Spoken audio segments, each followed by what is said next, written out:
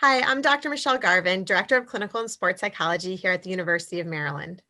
Maryland Athletics is excited to host the Terps Talk series to provide education, increase conversation, and reduce stigma related to mental health.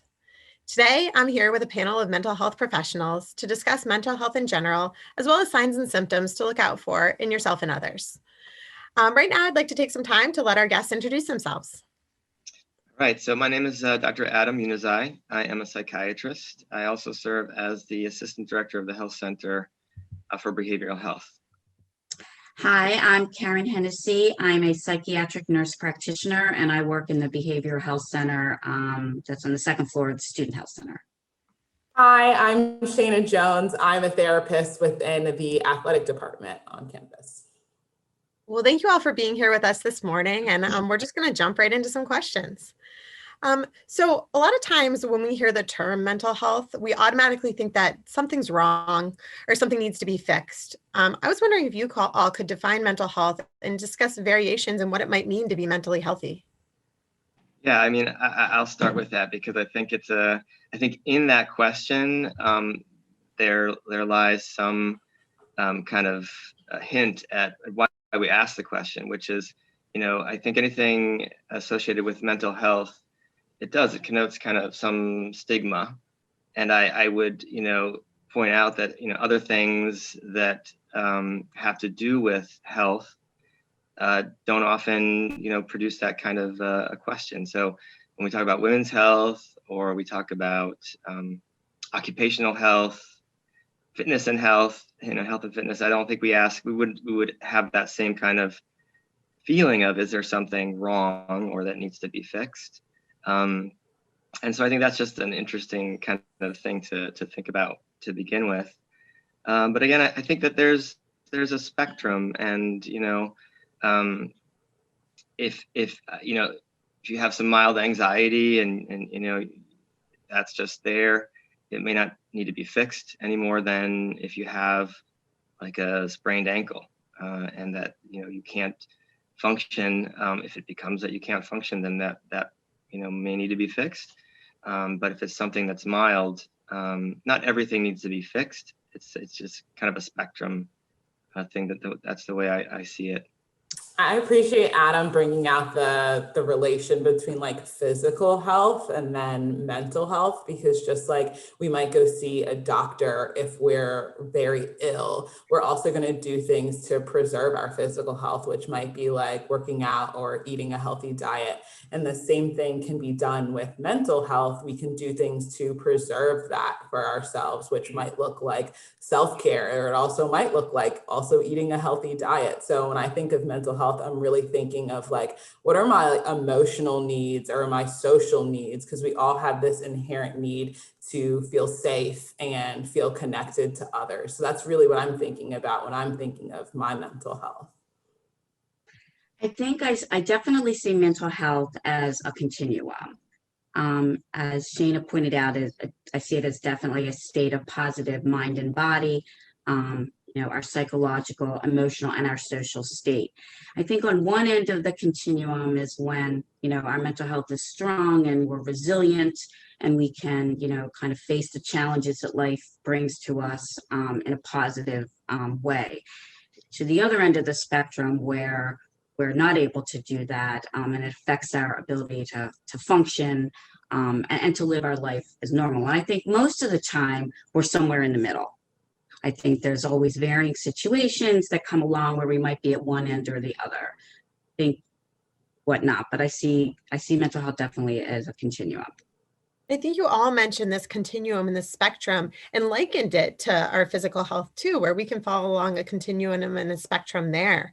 And so there doesn't have to be something wrong or something that needs to be fixed to be addressing our mental health. And it's okay if we are kind of at the place, Karen, where you mentioned this one side where we're not able to function as we normally would.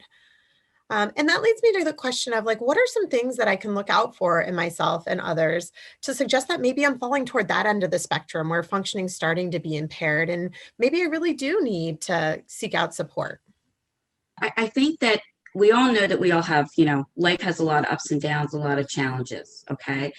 And some weeks are better than others and whatnot. But when it comes to the point that it's going on for a longer period of time, instead of days, it's weeks, and that we're slowly losing our ability to function. We're withdrawing from friends and family. We're avoiding. We're not getting things done that we normally do. We've lost motivation. We don't have energy.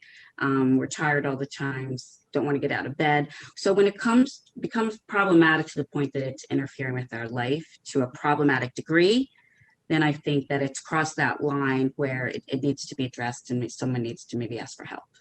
Yeah, I would add to that. I think that's exactly right. And I would add that, sometimes it's possible that we may not know, we may not see it in ourselves, and sometimes others can notice this, friends or, even someone at work might say, hey, you okay? Because sometimes it does kind of sneak up on you and it starts maybe mild, but then it can progress.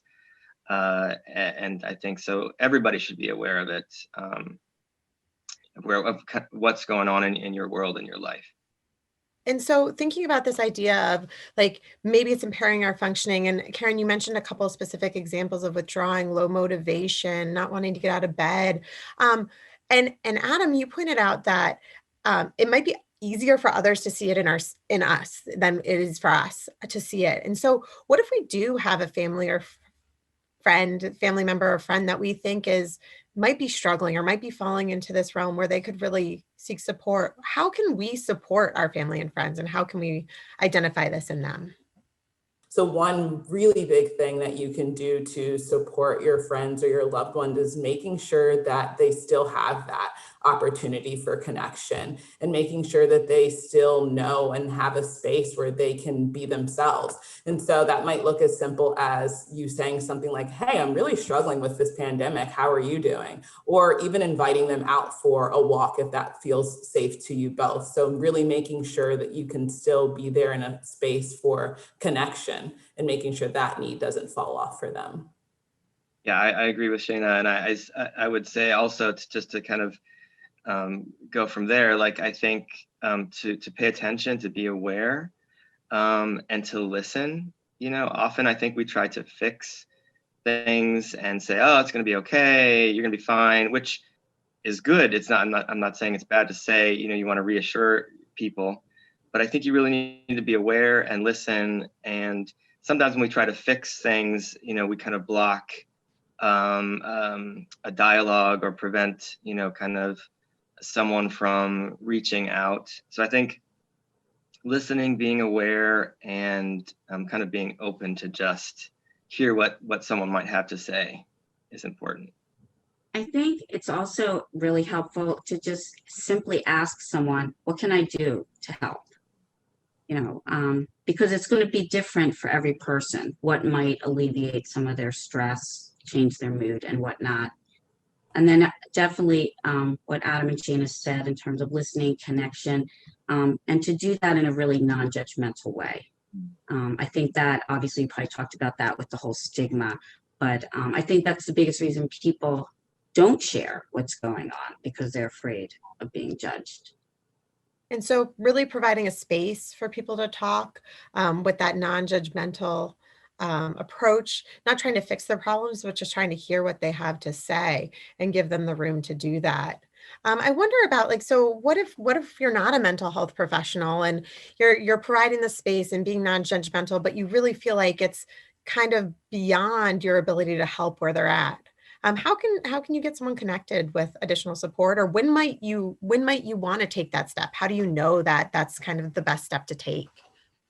That's a tricky one. I think it goes back to kind of, I think a lot of these questions are kind of bleeding together. Like, I think you need to kind of pay attention and be aware of if and when, whatever's going on is interfering with someone's ability to function, like socially, at their job, and if it's approaching that point, I think that's, the time in which you can, facilitate someone seeking some help beyond just what you can give them.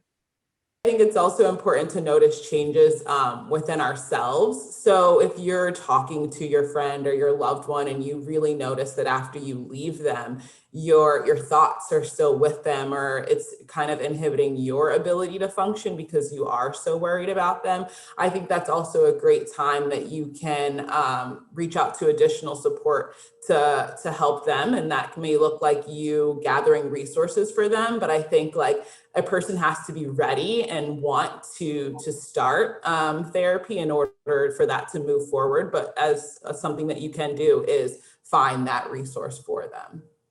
I think it's also, when Adam used the word tricky, I definitely agree with that, because there's a fine line between, do I get, this person's family involved or other friends involved because I think things are escalating and I'm concerned, versus how much does this person want other people to know? I guess safety is always paramount and the number one priority. So if there was absolute concern for, maybe this person wanting to harm themselves in any way, of course, that takes it to a completely different level.